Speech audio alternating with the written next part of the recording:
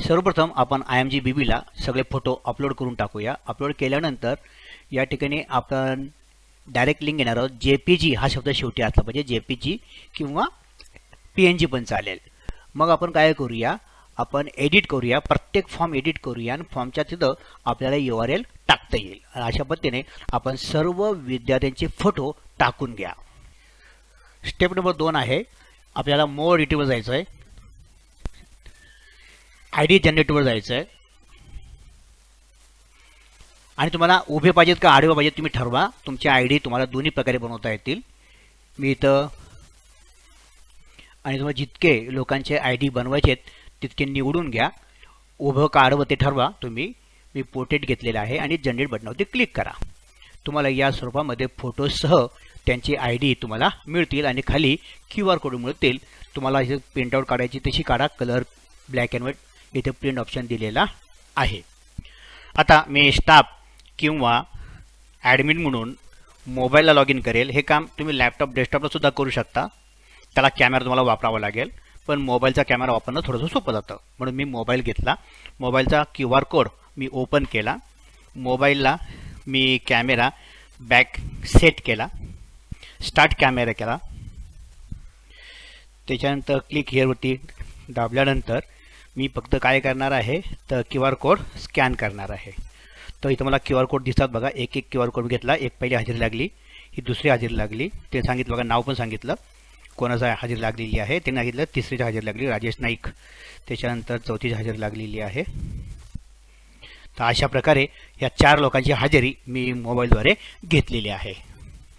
त्याच पेजवरती अटेंडन्स लिस्टवर इथं दिसते बघा, या 4 लोकांची हजेरी लागलेली आहे। आता ही हजेरी लागलेली दिसते ना 01, या व्यक्तीचं लॉग इन करून त्याला नोटिफिकेशन पडले का हे आपण चेक करूया। तुम्ही ॲप वापरा किंवा डायरेक्टली लिंक शेअर केली तर चालणार आहे पालकांना आणि विद्यार्थ्यांसाठी सुद्धा। सेंटर कोड टाकला मी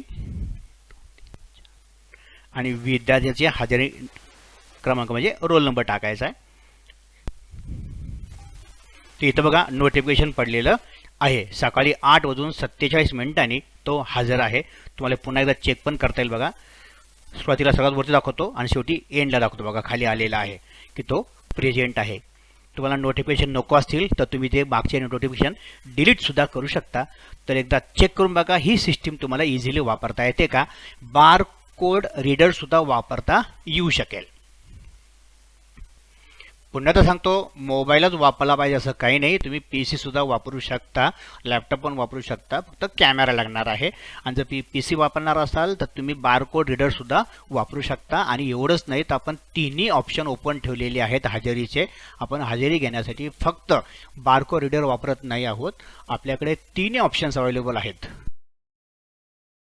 QR किंवा बारकोड रीडर आहे किंवा मॅन्युअली नंबर, जर तुम्ही लर्निंग लॉग घेतला असेल तर त्याच्यामध्ये मॅन्युअली रोल नंबर तयार होतात, आपण ते फक्त कॉपी पेस्ट करायचे आहेत।